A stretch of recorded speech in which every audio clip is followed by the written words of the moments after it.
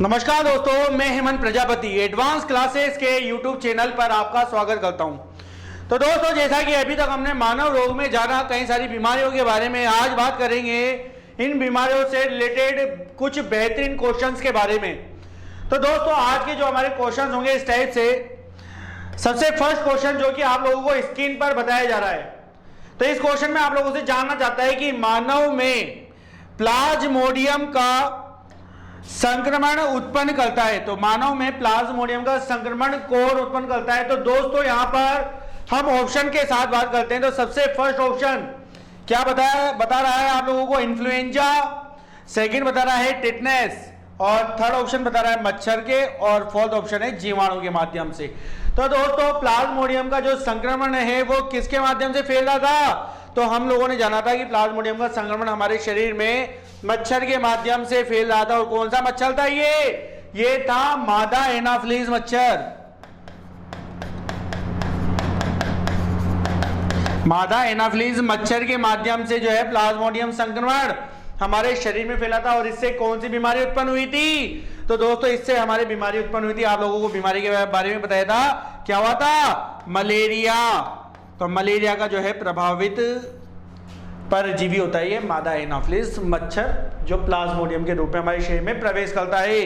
आते हैं दोस्तों अगले क्वेश्चन पर, और इस क्वेश्चन में आप लोगों से जानना चाहता है यहां पर कि निमोनिया किस सूक्ष्म जीव द्वारा होता है? दोस्तों, निमोनिया के बारे में बात की जाए किसके द्वारा होगा? तो यहां पर प्रोटोजोआ के द्वारा, या वायरस के द्वारा, या होता है जीवाणु के द्वारा, या होता है लवण के द्वारा। तो दोस्तों, यदि बात की जाए निमोनिया के बारे में, निमोनिया के बारे में, तो निमोनिया जो है इन सभी में से ऑप्शन के अकॉर्डिंग यदि बात की जाए तो निमोनिया किसके द्वारा हो रहा है? जीवाणुओं के द्वारा। और दोस्तों, मैंने इसके बारे में भी आपको बताया है, निमोनिया में जिसकी ट्रिक थी, आप लोगों को ट्रिक बताया था जीएसटी पंडित का न्यू, जहां पर हमने न्यू का प्रयोग किया था, तो न्यू से हमने क्या बना लिया था? निमोनिया बना लिया था। इसमें मैंने आपको बताया था कि प्रभावित अंग क्या होते हैं? हमारे लंग्स, हमारे फेफड़े जो होते हैं, उनको इफेक्ट में डालता है ये निमोनिया, जो कि बैक्टीरिया या जीवाणु से होने वाली प्रमुख बीमारी है। और जिसके जीवाणु का नाम भी बताया था, क्या था?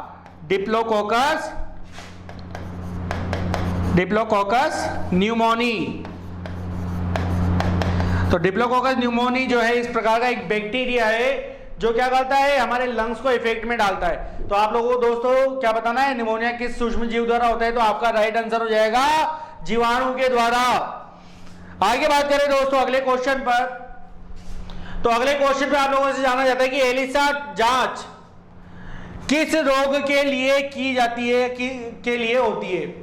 तो दोस्तों, एलिसा जांच के बारे में बात किया है तो फर्स्ट है टीओबी के लिए होती है, सेकंड ऑप्शन है पोलियो के लिए होती है, थर्ड है इन्फ्लुएंजा के लिए होती है, और फाइनल है एड्स के लिए। तो दोस्तों, जब हमने वायरस जनित प्रमुख बीमारियों को देखा था तो वहां पर मैंने आप लोगों को एड्स के बारे में कुछ प्रमुख खास बातों को बताया था, एड्स की दवा के बारे में भी बताया था, और इसके प्रमुख प्रभाव के बारे में भी बताया था। तो दोस्तों, यहाँ पर जो है एलिसा टेस्ट के बारे में जाना जाता है। तो एलिसा टेस्ट का संबंध किससे हो जाएगा? एड्स से हो जाएगा। तो एड्स के लिए जो है कौन सा जांच की जाती है? एलिसा जांच की जाती है, एलिसा टेस्ट किया जाता है। इसी प्रकार से दोस्तों, बात करें आगे के क्वेश्चन के बारे में, तो इस क्वेश्चन में आप लोगों से जानना चाहता है कि निम्न में से कौन सा रोग कीट के काटने से होता है? ऐसा कौन सा रोग है जो कीट के काटने से होगा? तो सबसे फर्स्ट आप लोगों से जानना चाहता है स्कर्वी होगा, सेकंड ऑप्शन है पेलाग्रा होगा, या थर्ड है निमोनिया होगा, या लास्ट फाइनल क्या है? दमा होगा। तो दोस्तों, यदि कीट के काटने से बात आती है तो कौन सी बीमारी होगी कीट के काटने से? स्कर्वी के बारे में बात की जाए तो दोस्तों, स्कर्वी में आप सब जानते हैं कि स्कर्वी जो है विटामिन सी की कमी के कारण होता है हमारे पास स्कर्वी। पेलाग्रा के बारे में जाने दोस्तों, तो पेलाग्रा जो है ये भी किस कारण से होता है? पेलाग्रा जो है ये होता है हमारे पास विटामिन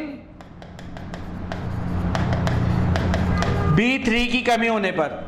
इसी प्रकार से निमोनिया के बारे में बात की जाए दोस्तों, तो निमोनिया जो है ये होता है जीवाणुओं के द्वारा।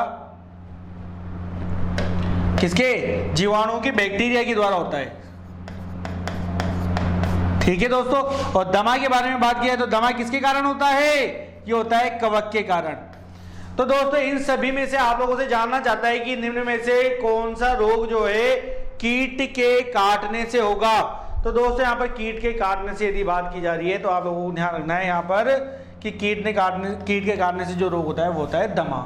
ठीक है दोस्तों, फिर आगे बात की जाए नेक्स्ट क्वेश्चन के बारे में। तो नेक्स्ट क्वेश्चन जो है आप लोगों के पास है, मानव शरीर के क्या जानना चाहना है, मानव शरीर के किस भाग में पायरिया होता है? मानव शरीर के किस भाग में पायरिया होता है? तो दोस्तों फर्स्ट ऑप्शन है दांत एवं मसूड़ों में, बृहदात्र में, शुद्रात्र में या फुसफुस में। तो दोस्तों पायरिया जो है ये भी प्रोटोजोआ से जनित एक प्रमुख खास बीमारी है, जो कि मैंने आपको बताया था। इसमें भी ट्रिक के माध्यम से इसका जो राइट आंसर हो जाएगा दोस्तों वो क्या हो जाएगा आप लोगों के लिए, पायरिया प्रभावित करता है, हमारे दांत एवं मसूड़ों को प्रभावित करता है। ठीक है दोस्तों, आगे बात करते हैं नेक्स्ट क्वेश्चन के बारे में। तो अगले क्वेश्चन में आप लोगों से जानना चाहता है कि टाइफाइड किस बीमारी के बारे में, टाइफाइड से शरीर का कौन सा अंग प्रभावित होता है? तो सबसे पहले टाइफाइड जो है ये किस जीवाणु या विषाणु के द्वारा होती है ये जानना जरूरी है। तो दोस्तों टाइफाइड ये किसके द्वारा होने वाला रोग है? आप में से कोई भी बता सकता है इसके बारे में और कमेंट्स में इसका जवाब दे सकता है। ठीक है दोस्तों, टाइफाइड किसके द्वारा होगी? तो मैं आपको बता देता हूं, टाइफाइड जो है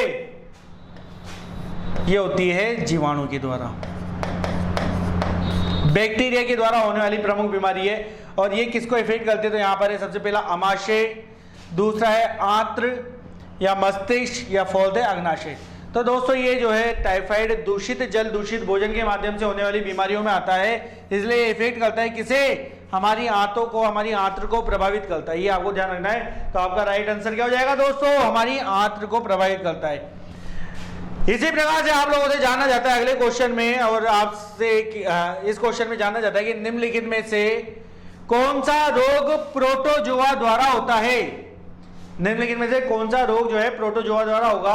तो यहां पर है मलेरिया, सेकंड ऑप्शन है कॉलेरा, थर्ड है जॉन्डिस और फाइनल है इनमें से कोई नहीं।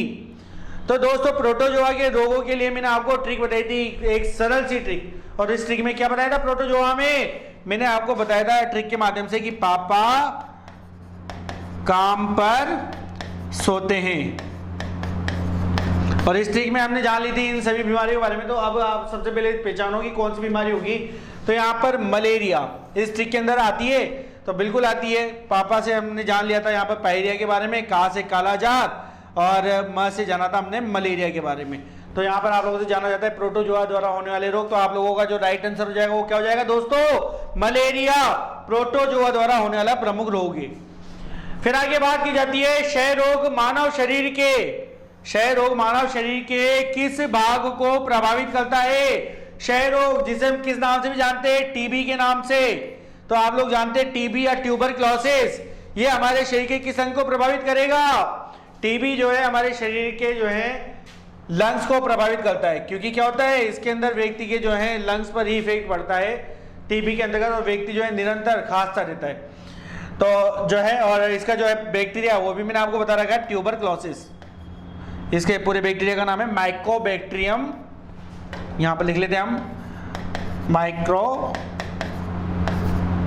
Bacterium tuberculosis. तो माइक्रोबैक्टीरियम ट्यूबरक्लोसिस नामक जीवाणु के माध्यम से ये हमारे लंग्स को इफेक्ट करता है। तो ये आपको ध्यान रखना है दोस्तों। आगे आते हैं नेक्स्ट क्वेश्चन पर, और इसमें जानते हैं कि एड्स की जांच से संबंधित विधि क्या है? एड्स की जांच के लिए संबंधित विधि क्या है? तो दोस्तों एड्स के लिए मैंने आपको बता दिए थे वहां पर भी टॉपिक में भी कि एड्स के लिए कौन कौन से टेस्ट किए जाएंगे। तो यहां पर हम चलते हैं।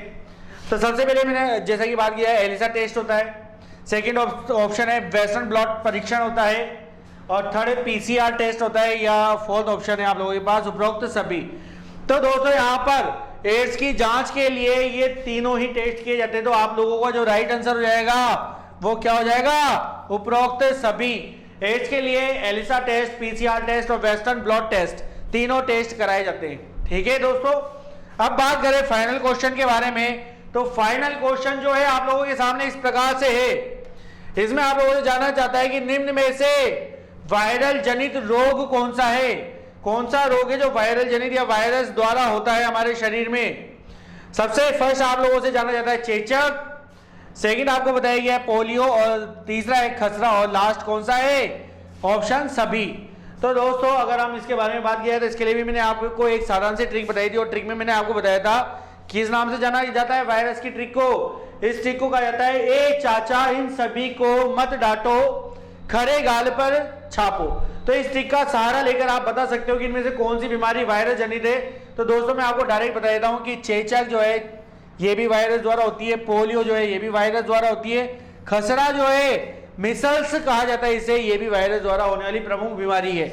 तो आप लोगों का जो राइट आंसर हो जाएगा दोस्तों वो क्या हो जाएगा, ये सभी। तो ये सभी जो है वायरस जनित रोग है। तो ये थे दोस्तों 10 बेहतरीन क्वेश्चन। इसी प्रकार से हम आगे मिलते रहेंगे प्रत्येक टॉपिक के क्वेश्चंस के साथ। आज के लिए बस इतना ही, धन्यवाद।